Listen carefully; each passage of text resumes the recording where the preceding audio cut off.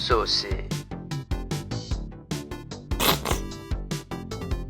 Bonsoir Marwan Mohamed, c'est un plaisir et un honneur de te recevoir ce soir. Ouais, bonsoir, je suis ravi d'être là. On est chez Uncle Bumpy, l'Empire du poulet. Tu vas te régaler. Comme moi, je me suis régalé en lisant C'était pas gagné aux éditions du Seuil. On va y revenir. Dans ce livre, tu reprends une phrase d'Éric Cantona, légende s'il en est de l'Olympique de Marseille, qui disait « On joue pas contre une équipe en particulier, mais on joue pour se battre contre l'idée de perdre. » Voilà. L'idée de perdre contre qui, contre quoi? Je cite Cantona au début du bouquin, juste pour dire dans quel état d'esprit j'étais moi, au moment où je commençais à écrire.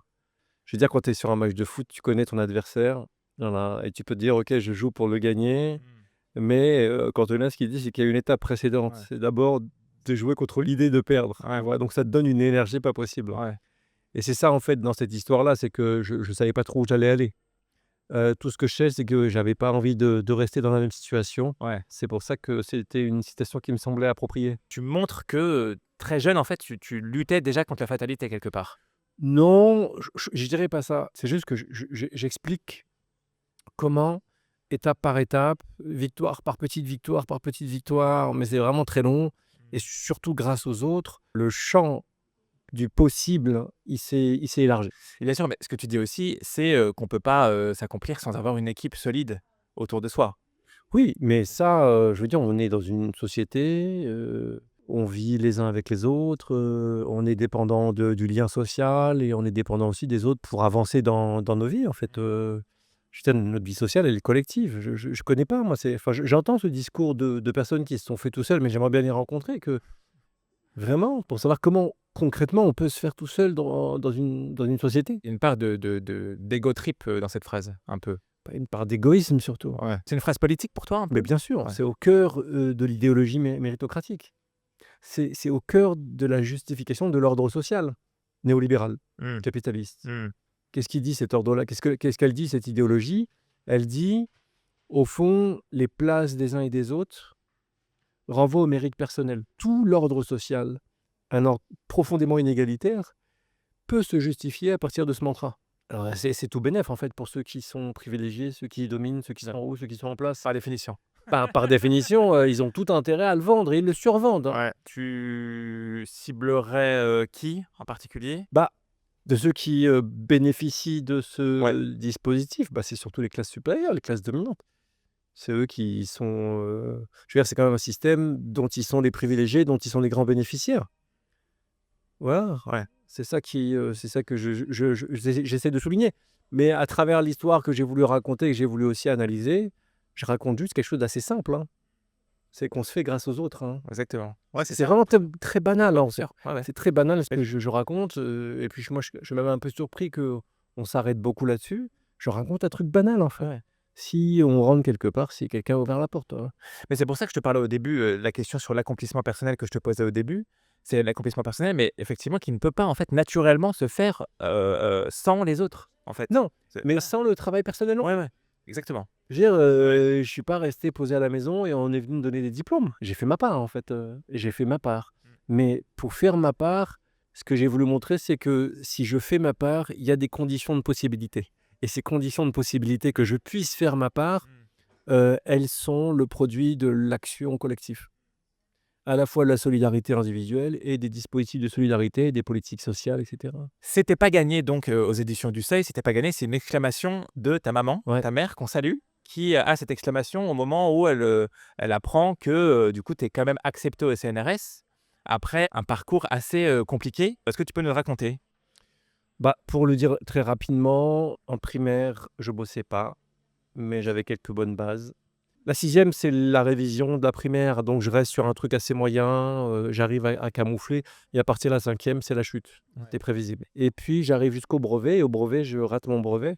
Puis ensuite on m'oriente, en BEP. Voilà, avec la fameuse suggestion de la conseillère d'orientation qui me dit, «J'ai un truc super pour vous, c'est un BEP, Ouais. de chaudronnier». Ouais, chaudronnier, ouais. Quand elle me propose chaudronnerie, elle a une ambition plus importante que la mienne par rapport à ce que j'imagine pour moi, en fait. Ouais. Moi, je voulais faire un BEP VAM, vente action marchande. Il y a moins de débouchés, c'est moins bien payé que si je veux faire de la chaudronnerie. Le problème, c'est que moi, quand elle me dit chaudronnerie, je ne peux pas m'empêcher de penser au quartier. Si je fais chaudronnerie, comment Ouais, c'est on va me ça. terminer, en fait. C'est ça la vérité. Donc moi, ça me vexe un peu, mais je ne sais pas ce que c'est. Je ne sais pas ce que c'est et je dis non, je vais faire de la vente. Donc elle met vente et j'atterris en compta, en termes d'orientation, mais il n'y a pas plus subi que ça. Comment tu le ressens ça, quand elle te le dit? Est-ce que tu dis mécaniquement c'est du racisme, c'est de la discrimination? Non, mais je comprends pas au départ parce que je sais pas ce que c'est.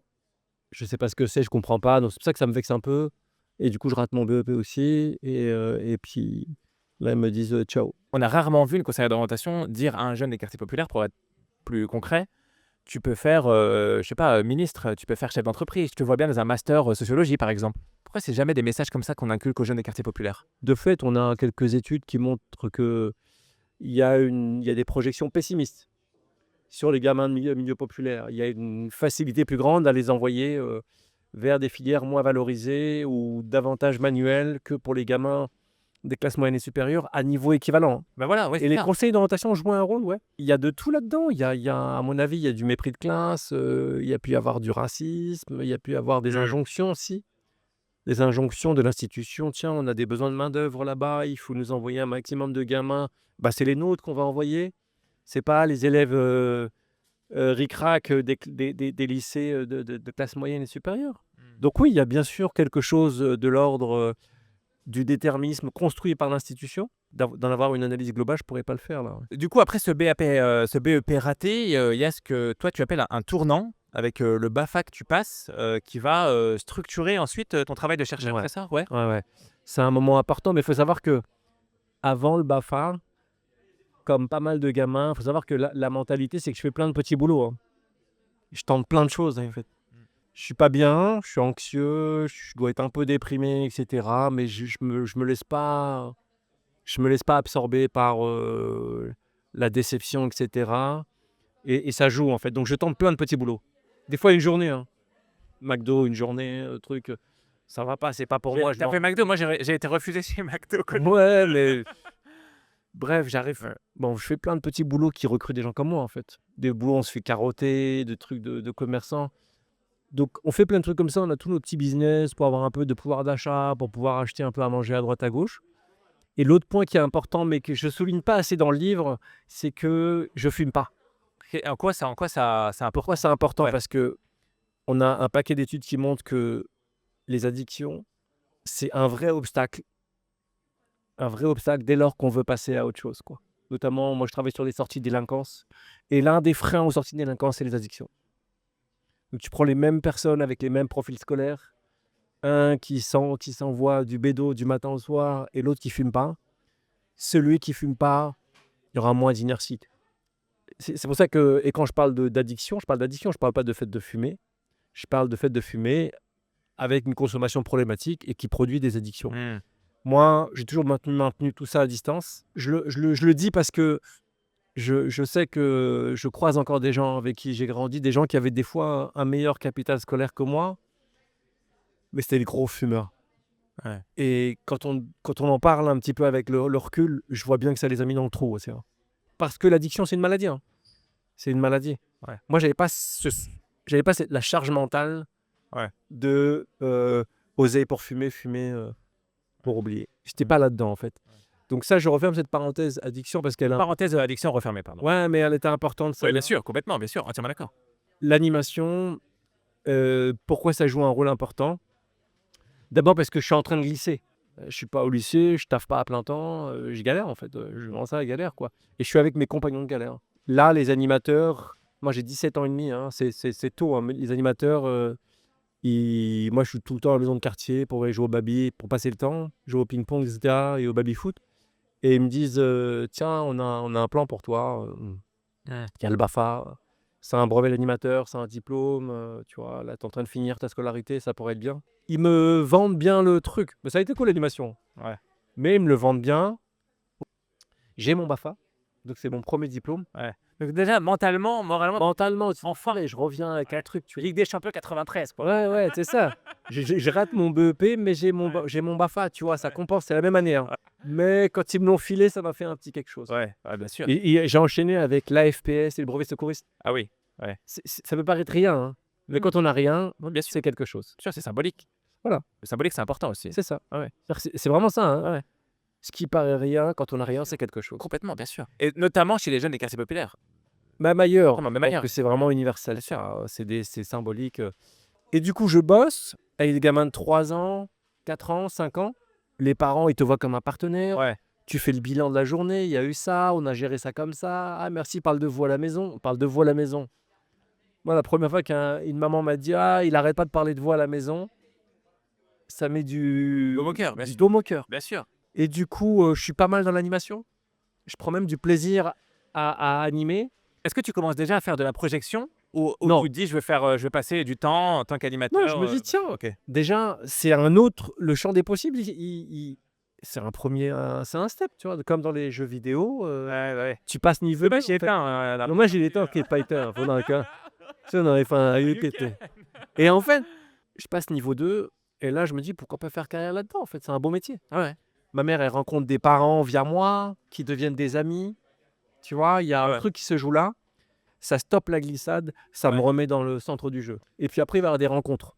Et la première, c'est une animatrice de Champigny qui me parle de Alice. l'équivalence de... Non, Hayat. Ah oui, Hayat, oui, pardon. Hayat Ouais. qui me vend l'équivalence de bac. Oui. Mais au bout de 3-4 ans. Hein. Oui. C'est pas tout de suite. Hein. Moi, au bout de 3 ans, 4 ans, je commence un peu à tourner en rond, je suis passé à plein temps. Et elle me dit, tu vois, il y a le DE, tente ta chance, tu vois, c'est d'arrêter les études tôt. Elle, je sais qu'elle l'a passé ou elle vient de s'inscrire, donc tu vois, je suis là, elle vient plus le soir parce qu'elle fait son DAE, etc. Moi, je suis là, je me dis, c'est quoi ton délire? Donc elle m'explique, elle me le vend bien. Tu sais, je réfléchis, je dis, en fait, tu as 4 cours du soir. Si tu taffes pendant 10 mois, c'est même pas une année, et que tu as 10, tu rentres à la fac. Ouais. Comme si j'avais bossé toute ma scolarité, quoi. Et moi, je vois ça comme un énorme braquage. Et elle me dit, ouais, c'est ça. 10, tu rentres à la fac. Elle le dit ironiquement parce qu'elle se dit, en fait, c'est Elle peut dire, parce que c'est ce que ça veut dire. bien sûr. Elle sait ce que ça représente comme travail. Mais elle te laisse le dire. Mais elle me dit pas ce que ça représente comme travail. ouais. Elle me dit, vas-y, genre, c'est accessible. Ouais. Donc, elle me matrixe un petit peu. Et fin d'année, donc on a cette discussion. Moi, je m'inscris pour l'année d'après. Ouais. Voilà. Ok. Il y a 2 trucs qui se passent. La première, c'est que je m'inscris et je paye tout dès le départ. C'était 500 € à peu près. Oui. Je m'inscris, je donne le dossier et je donne le chèque. Je m'endette. Hein. Ouais. Je m'endette, je sacrifie mes vacances d'été pour pouvoir le faire, le truc. 500 €, pour certains, pour moi, c'était énorme. Impossible que je tente pas ma chance. Ouais. Il faut que je tente, même si je rate, au moins, j'ai pas de regrets, quoi. Et du coup, il y a une deuxième animatrice, une autre pote, Alice, qui elle est étudiante en histoire, Ouais. qui elle vit plutôt en quartier pavillonnaire, tu vois, qui elle va m'apprendre à devenir étudiant. La méthode. Je reviens à la méthode de tout à l'heure. Moi, j'ai pas de méthode en fait, et je vois tout ce qu'il y a à faire. Français, philosophie, anglais, je connais un, je suis claqué en anglais, plus de l'histoire. Et en fait, comment je travaille, comment je m'organise, ça je sais pas. Et elle me dit, bah viens, je vais t'expliquer. Et mon premier capital méthodologique, c'est avec elle. Ouais. Et c'est vrai qu'il te fait découvrir Bourdieu. Je pense que dans la logique de l'intérêt bien compris, hein, pour les gens privilégiés, on peut leur dire, vous savez, si vous voulez avoir moins de violence, il faut faire baisser ce taux initial de violence, et du coup, la violence réactionnelle baissera. Bon, ça, je crois que c'est tout à fait fondamental. Il y a une économie du bonheur, et du malheur, et voilà. Et c'est elle qui me fait découvrir Bourdieu, ouais. Donc, ta misère du monde. La misère du monde de Bourdieu, qui a un bouquin, c'est des entretiens analysés. Ça, c'est quand même, c'est un pavé. C'est C'est 1 kilo le machin. Le 900 pages. 900 pages. 900 et quelques pages, tu vois. Moi, je vois le machin, je lui dis, vas-y, moi, je lis France Football. En plus, il n'y avait pas de chat GPT à l'époque pour résumer le truc. De synthèse, ChatGPT, quoi. Et je lis France Football, je lis l'équipe, 11. les pages foot, 11 mondial, tu vois. Mais c'est tout. C'est tout mes lectures. Toi, un livre au collège, Marius de Pagnol, c'est tout ce que j'ai lu hein, de ma vie. Et elle me donne un pavé d'1 kilo, quoi. Et elle me dit, non, mais vas-y, tu choisis les chapitres, en fait. Tu sais, ils sont séparés les uns des autres, tu choisis, regarde ce qui te parle et tout. Et puis, on travaille un peu dessus pour la méthode. On rappelle ce que c'est la misère du monde, c'est Pierre Bourdieu et son équipe qui mènent des entretiens dans les quartiers populaires pour que, en fait, on voit vraiment ce que c'est que les quartiers populaires dans la bouche des gens qui le vivent au quotidien. C'est un des premiers livres qui parle de ce thème, je crois. Comment toi, ça te parle et comment ça a conditionné la suite de ta carrière? Bah, c'est une baffe, en fait. C'est une double baffe. La première baffe, c'est la puissance d'une science. Savoir que La misère du monde, c'est un livre accessible et c'est fait exprès. Les autres livres de Bourdieu, ils sont imbuvables. Ouais. La reproduction, etc. En production, Les héritiers, La noblesse d'État, les méditations pascaliennes, rien que le titre, tu bugs quoi. C'est un livre qui est accessible. Donc moi, je découvre une science accessible. Et une science qui est puissante. Vraiment, c'est puissant, la sociologie. Pas parce que je suis sociologue, mais c'est une science qui est mortelle. Et donc, moi, c'est la première baffe, tu vois. Et puis, ça m'éclaire. Ça m'éclaire sur le monde social, sur les inégalités. Ça met des mots sur les réalités. Ça met des mots sur les sentiments. Ça met des mots sur des colères. Et ces éclairages-là, ils vont avoir ça, c'est le deuxième effet qui se coule. La deuxième baffe, c'est que ça me déculpabilise. Hyper Non, important. mais c'est vrai, ça me Ouais, bien sûr. déculpabilise. Ça me soulage et ça m'allège Ouais. d'un poids. Tu te sens légitime. C'est pas que je me sens légitime, c'est que je comprends pourquoi je me suis ramassé en fait. Ouais. Et que c'est pas que lié à mon travail ou mon absence de travail. Et qu'il y a des choses qui me dépassent. Bien sûr, j'ai pas bossé. Bien sûr. Mais est-ce que j'étais dans les mêmes conditions pour travailler? Non. Et c'est ça que ça me montre ce bouquin-là. Du coup, oui, on pourra toujours dire que j'ai pas fait ma part et j'ai pas fait ma part, mais ça s'explique Ouais. par des choses qui me dépassent Ouais. et qui dépassent mes parents. Ouais. Voilà. Ouais. Et qui sont communes à des millions de personnes dans cette société et des choses qui se reproduisent d'une génération sur l'autre. Sauf que toi, tu le sais et eux, on leur a pas dit. Tout le monde ne le sait pas. Voilà. Tout le monde ne le sait pas. Voilà. Mais moi, dès que je le sais, en fait, ça me rend pas du tout fataliste. Déjà, je suis plus léger, donc je peux courir plus vite et plus loin. Ouais. Et deuxièmement, en fait, c'est un livre qui t'explique un peu c'est quoi les règles du jeu, quoi. Bah, quand tu connais les règles du jeu, tu joues mieux. Mmh. Si on fait une partie de Uno tous les deux et que je connais les règles et pas toi, je vais t'éclater en fait. Bah, tu vas m'éclater parce que je ne connais pas. Bah, Si Caris a mis la lumière sur Sevran, est-ce que tu penses que Bourdieu a mis la lumière sur les quartiers populaires? non. Mais pour moi, Bourdieu, c'est mon premier penseur des inégalités Ouais. et de la société, pour moi, à titre personnel. Ça l'est pas de manière générale. Il y a d'autres personnes qui ont écrit avant lui. Ouais, d'accord, ok. Et qu'est-ce que tu penses du film La haine? Ah, j'ai un souvenir de. Je me rappelle très bien comment j'ai vu la haine. Parce que c'est une déflagration, ce film. La haine, j'ai 20 ans. Ouais. C'est la première fois que je vais au cinéma où t'as que des mecs de Tsekar quasiment dans la salle. Enfin, nous, c'était ça, des mecs de Noisy. On les connaissait, hein, du pavé. C'est une énorme baffe. Ouais. C'est une énorme baffe parce que c'est un des premiers films qui parle de nos lives. C'est filmé en noir et blanc. Il y a une grosse place qui est laissée à la parole, une grosse place qui est laissée à l'ennui et au temps qui passe. Les films, généralement, ça a un rythme, ça va très Bien vite. sûr, La haine, c'est le premier film que je vois bien sûr. où on prend le temps de mettre en image la galère entre eux. Ouais. Et les rapports avec la police, Voilà, et les justement, rapports j'allais rendus revenir. avec la police, Ah oui. et les Tu as parlé embrouilles de entre qu'il y en a une quartiers. victime qui a été Ouais, tout ça. violence policière. Ah, quel noir et arabe des quartiers populaires qui passait du temps dehors n'en a pas été victime, franchement. Franchement. Mm. J'ai pas été le plus victime dans mon quartier, mais si je compte le nombre de fois où les interactions sont mal placées, C'est systémique pour toi? bah oui, il y a quelque chose d'assez systémique, ouais. Et qui vient de loin, en fait. Qui vient de loin. Je parle vraiment de police, de sécurité publique, hein. Je parle pas de l'institution policière de manière générale. La police, c'est service d'enquête, c'est service de renseignement, c'est API, c'est des formes de police administrative. La police est très variée. Et puis même au sein de la sécurité publique, on a des gradés, des officiers, et puis on a les actifs sur le terrain. Et généralement, c'est avec eux que les interactions se passent mal. Et puis la question de la police, c'est d'abord le politique. Qu'est-ce qu'on demande à la police? Qu'est-ce qu'on fait faire à la police? Et pourquoi on lui demande d'agir comme ça dans les quartiers populaires? C'est une question politique beaucoup plus large que de se dire police de manière abstraite. C'est pour ça que souvent, la police, quand on leur demande de se justifier de telle ou telle violence policière, ils disent, en général, ce qu'on entend, c'est ça vient d'en haut. Le ministère de l'Intérieur nous a donné des consignes, voilà, d'être ferme, etc., etc. Et en fait, ils sont peut-être aussi un peu, eux, désemparés, un peu perdus. Les stratégies policières, elles sont décidées en haut. Ouais. Stratégie de contrôle, de quadrillage, qui on contrôle pas. Donc, mais à tous les niveaux, l'encadrement intermédiaire, les chefs de groupe, les chefs d'équipe, le niveau de la formation, et puis la question des biais, des préjugés racistes qui sont prégnants chez un nombre important de policiers quand même. Bien sûr. On peut voir les choses à tous les échelons, mais ça commence bien sûr au niveau de la décision politique. Et c'est d'abord comme ça qu'il faut penser les choses. Il y a longtemps un débat sur la question, qui est un débat qui est très enflammé, sur le fait que la police tue ou non. Est-ce que pour toi, la police tue? Mais oui, bien sûr qu'il y a des personnes qui sont mortes dans le cadre d'interventions policières, hein, oui, c'est je veux dire, c'est même pas une question, c'est un fait, en fait. Mmh. Est-ce qu'il y a des suicides dans la police? Oui. Ouais. Est-ce qu'il y a, des policiers qui se font caillasser? Oui. Est-ce qu'il y a des policiers qui maltraitent des gens, et qui tiennent des propos racistes, qui leur manquent de respect? Oui. Donc je veux dire, c'est factuel, c'est mesuré, c'est mesurable. Est-ce qu'ils contrôlent plus les noirs et les arabes, notamment les jeunes hommes? Oui. Mmh. Minimum 20 fois plus. Ouais. C'est mesuré, c'est objectivé. Ouais. Donc oui, là-dessus, oui. Et puis des fois, les interventions, aboutissent à des décès ou à des violences extrêmement graves. Mais en fait, ça, c'est les faits les plus graves. Ce qu'on avait essayé de montrer, avec un collègue sur les rapports entre police et population, il faut savoir que c'est des tensions et des formes de provocation et de rejet réciproque du quotidien. Mmh. Et parfois, il y a des choses qui ne sont pas spectaculaires, mais qui créent des traumas très, très anciens ou des colères ou une espèce de haine ou de perte de confiance de l'institution, de perte de confiance de l'État.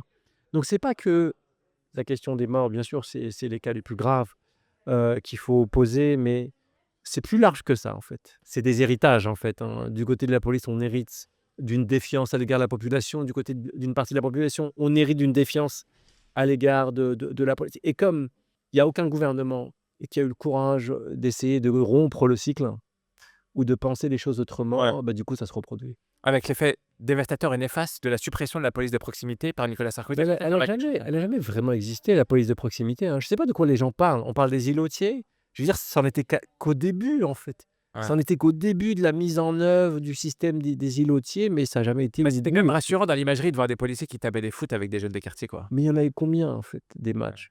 Il y en a eu combien des territoires où ça a été expérimenté, ouais, le Sarkozy, il a humilié un commissaire de Toulouse qui était pour le coup, qui faisait attention à la question des rapports entre jeunes et policiers. Mais il le faisait pas seulement pour la population, il le faisait aussi pour protéger ses policiers, hein. Il n'y a jamais eu vraiment de police de proximité, c'est-à-dire une police qui, répond aux demandes de toutes les franges de la population. Transition habile avec Toulouse, où tu restes 1 an, 2 ans.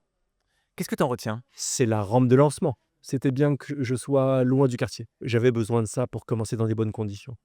Donc tu restes 2 saisons et après tu reviens à Paris parce que la famille a besoin de toi. Ouais, je dois revenir parce que, bah, ma mère est seule, hein. Il y a mes 4 petits frères et sœurs, qui sont là. Ma mère, elle est seule. C'est ric-rac au niveau économique. Du coup, elle me dit: «Non, faut remonter, il faut remonter». Donc je remonte, je suis pris en licence à Nanterre et là, bah, c'est une autre phase parce que licence et maîtrise à Nanterre et là, je vais faire des rencontres avec des personnes qui vont me dire: «Tu devrais faire de la recherche», quoi. Donc c'est pendant ces années-là, hein.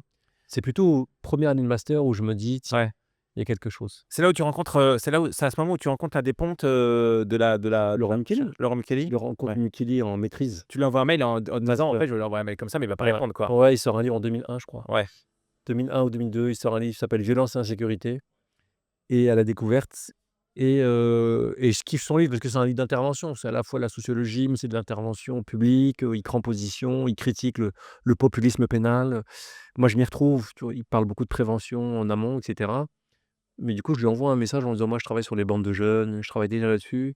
J'ai beaucoup aimé votre livre», et je me dis: «Il va jamais répondre», tu vois? Mais il répond et il me propose de boire un café et lui, ça va devenir mon agent, quoi. Ouais. Si c'est faire la métaphore. C'est ça. Il va devenir un peu mon Il prend pas de conseiller, mon commission. agent. Il est pas cher en plus, il prend pas de Il commission. prend 0 commission. Non, non et déjà, il me dit: «Non, non, c'est bon ce que tu as fait». Tu sais, c'est un chercheur au CNRS qui te dit: «Non, ce que tu fais, c'est top». Ça joue beaucoup sur la Parce confiance. que toi, ton gros travail, pendant cette période, c'était quoi? Bah, le gros travail, c'est mon mémoire de maîtrise, de master 1. Je fais un énorme mémoire, je fais une recherche sur les affrontements entre quartiers. Déjà. Je fais mon mémoire et je fais des dizaines d'entretiens, des observations. Alors, je ne sais pas trop écrire, hein, ça ne s'invente pas, hein. J'écris, c'est un peu bancal, mais le contenu analytique, c'est-à-dire les fils que je tire comme ça pour comprendre la réalité, c'est pas mal. Il écrira d'autres articles plus tard il va citer mon mémoire.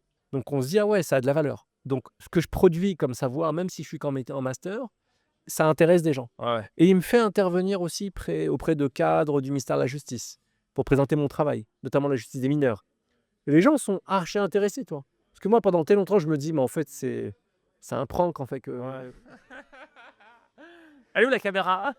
les gens ils font ça parce qu'ils sont gentils. Pendant très longtemps, hein. Ouais. Pendant très longtemps, je me Parce que suis dit, ça vient d'un il truc. y a un mec en coulisses, il me met bien.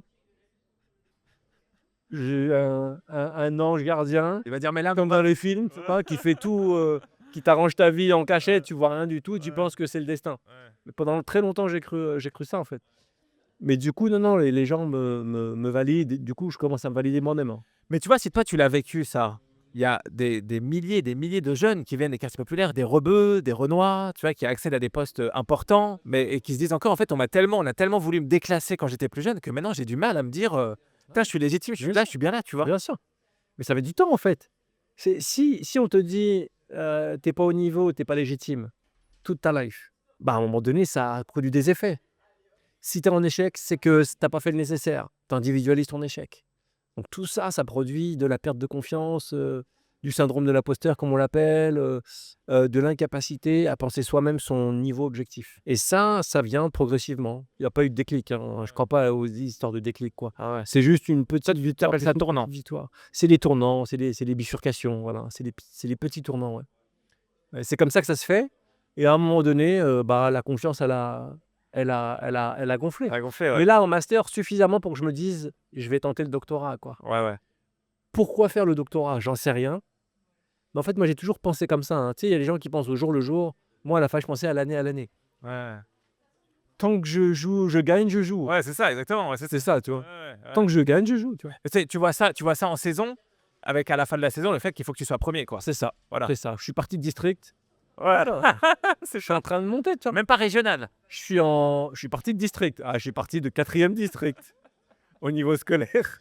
Et s'il y avait 5e district, je suis parti de 5e district. Vraiment de. On joue avec des. Ah, tu joues avec des. Des plombiers.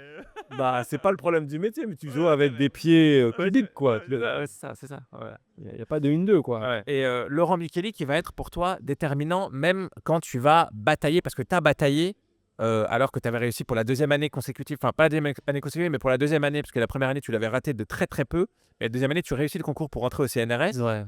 mais là encore, on te prive de ce droit d'entrer au CNRS, c'est Laurent Micheli. Et même avant, il me soutient. En Master 2, il y a un mec qui veut me faire virer du Master 2 parce que je manque un cours. Je manque un cours parce que je travaille à plein temps. Je travaille à plein temps parce que je suis soutien de famille. Ouais. Et le mec, il est spécialiste des inégalités scolaires. Il sait tout ça. Oui. Et il veut me jeter pour d'autres raisons. Il veut m'écarter d'une bourse, etc. Bon. Et donc, moi, au début, j'y vais, comme on dit, nia. Je montre ma bonne foi. Je vois que le mec, il lâche pas l'affaire. Et là, je me suis tourné vers Micheli et Philippe Robert, qui était mon directeur de mémoire. Et les deux sont montés au créneau, tu vois. Ouais. Donc, ils sont venus, ils ont réglé mon problème. Ensuite, je fais mon doctorat et je soutiens ma thèse. Et ensuite, il y a les concours. Bon, au début, je voulais même pas aller vers le concours CNRS. Je voulais faire maître de conf. Je pensais que ça allait être moins concurrentiel.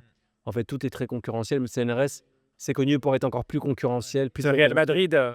Ouais, voilà, c'est la L'un des champions, c'est du Real Madrid. Ouais, clairement, c'est le Real. Ou bien c'est Clairefontaine, si tu veux. Ouais, Tu vois. plutôt. C'est plutôt Clairefontaine. Plutôt, ouais. Et du coup, je tente Clairefontaine. La première année, je loupe de peu. Et puis la deuxième année, je réussis l'entrée, mais on me déclasse. Ouais. Et là, pareil, mais il n'y a pas que Mickey, il y a plein de monde qui s'est mobilisé Ouais. contre ce déclassement qui paraissait, pour ce qu'il était, très injuste. Ouais. Et finalement, il y a un troisième poste qui a été mis à disposition et je suis rentré comme ça au CNRS. Ouais. Mais depuis que je suis rentré, ça va. Ouais. Et tes premiers travaux au CNRS, quand tu rentres, c'est sur quoi? Sur les sorties de délinquance. Ouais. Parce que j'ai fait ma thèse. Et en fait, à la fin de mon terrain, je vois qu'il y a une bonne partie des petits que j'ai interrogés qui sont passés à autre chose. Ils sont plus dans la délinquance, ils sont plus dans les conneries, ils sont passés à autre chose. Et je me dis, tiens, c'est un sujet en fait. Comment on sort de la délinquance? Ouais. Est-ce qu'il y a de l'accompagnement? Alors des fois, il y en a très peu. Très peu en détention, la préparation à la sortie, c'est pas assez développé. La PJJ le fait. La PJJ avec les mineurs, mais les mineurs, ils sont pas encore assez matures. Ouais. C'est plus tard qu'ils vont. La maturation se fait un peu plus tard. Il y a quelques assos qui le font, quelques personnes à la mission locale, mais c'est pas une politique publique. La réinsertion, les sorties de délinquance. Et du coup, moi, je vais pousser pour ça. Je vais publier un livre qui va synthétiser l'essentiel des recherches à l'international. Donc, je fais traduire les textes des meilleurs chercheurs de la planète. Hein. Ouais. Je me connecte à eux via une prof de New York qui devient une amie, tu vois. Ouais. Et donc, moi, je fais mes premières recherches là-dessus. Je sors ce bouquin-là. je vais dans les administrations, former les gens, présenter mes travaux de recherche pour qu'ils s'en emparent, en fait. Et ensuite, je reviens, je fais travail sur le racisme, l'islamophobie. Oui. Et ensuite, je reviens à la question de la criminalité. Ouais.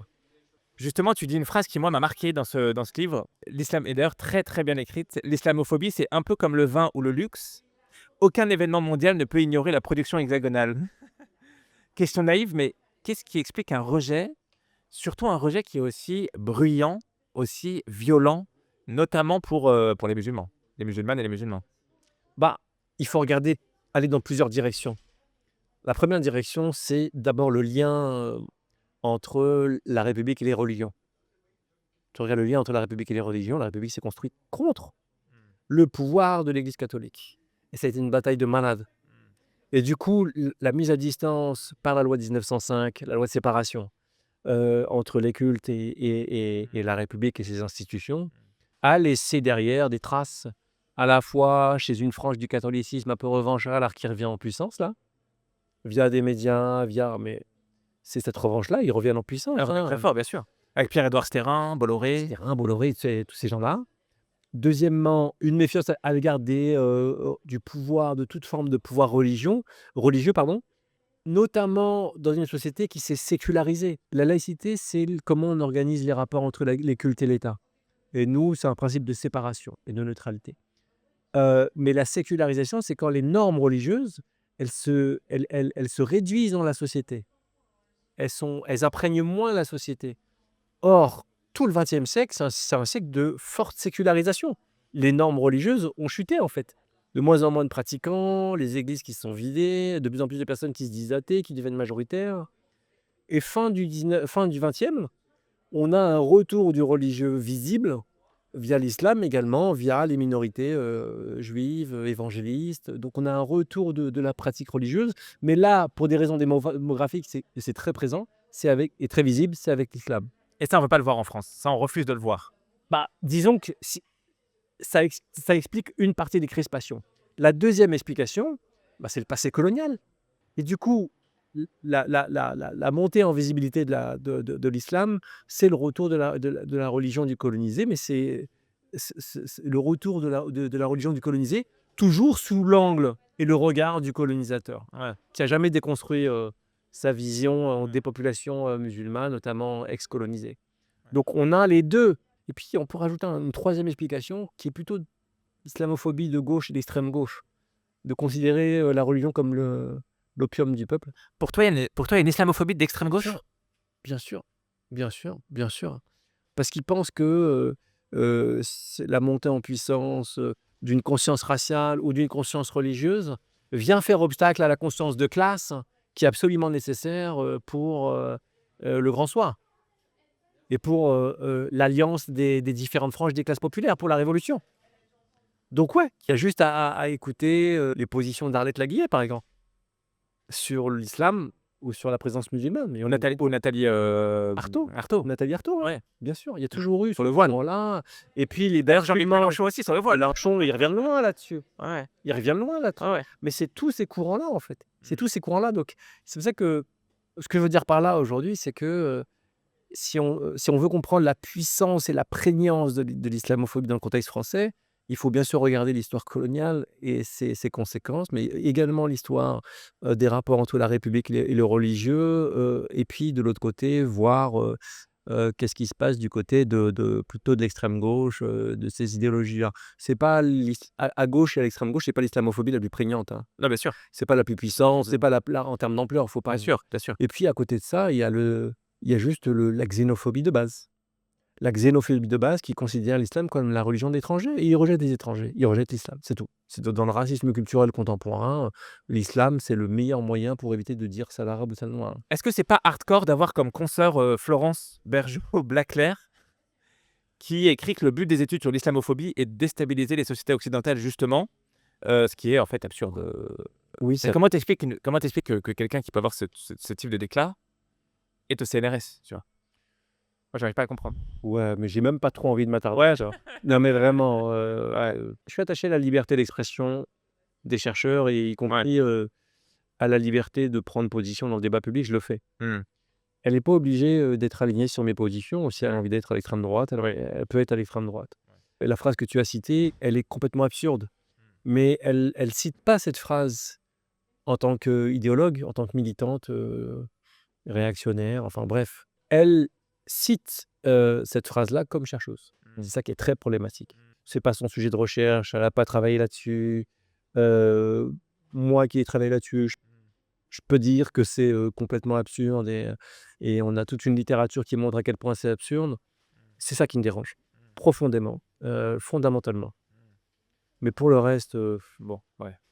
J'aime pas donner C'est ce qu'on trop voit. d'espace. Là, Ouais. dans mon livre, Ouais, ouais, bien sûr, mais c'est ce qu'on voit un peu, hein, même dans ton propos, hein, tout le long du podcast, hein, tu essaies quand même de. Ça fait du bien d'entendre quelqu'un qui a encore un propos mesuré, quoi, qui cède pas un peu au côté passionnel, en fait, un peu des débats qu'on peut trouver un peu à la télévision aujourd'hui, notamment, mais même sur les réseaux sociaux, quoi. Toujours rester un peu dans c'est ton côté chercheur. J'essaye de rester connecté à la réalité. Mais oui, c'est bien, alors que ton expérience personnelle pourrait te donner la légitimité de dire, ouais, Je suis pas en colère, moi j'ai rien contre personne, en fait. ouais, ouais, non, c'est Je le dis, tu vois, je l'ai d'autres personnes. Je suis pas en colère, je suis pas revanchard. ouais. C'est pas ça qui m'alimente. Des fois, je peux me zaref.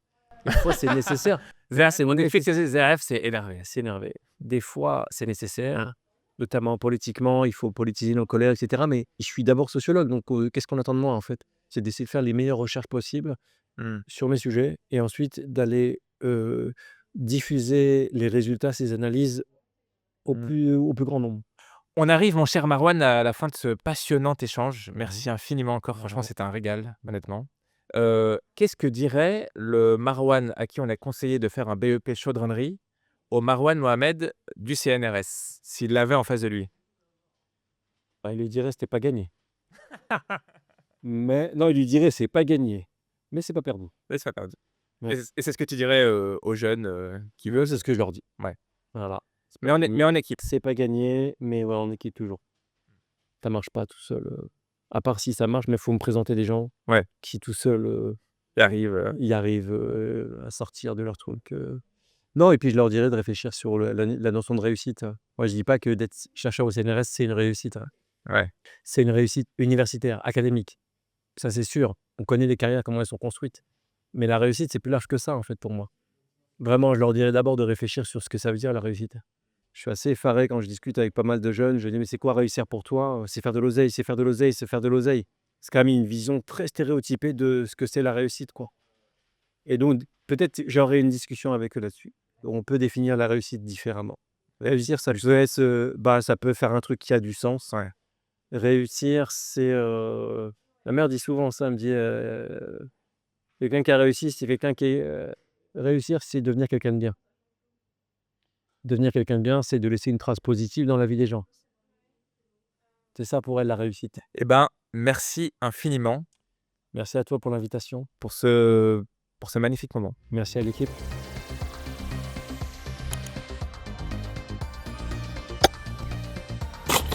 T'es saucé.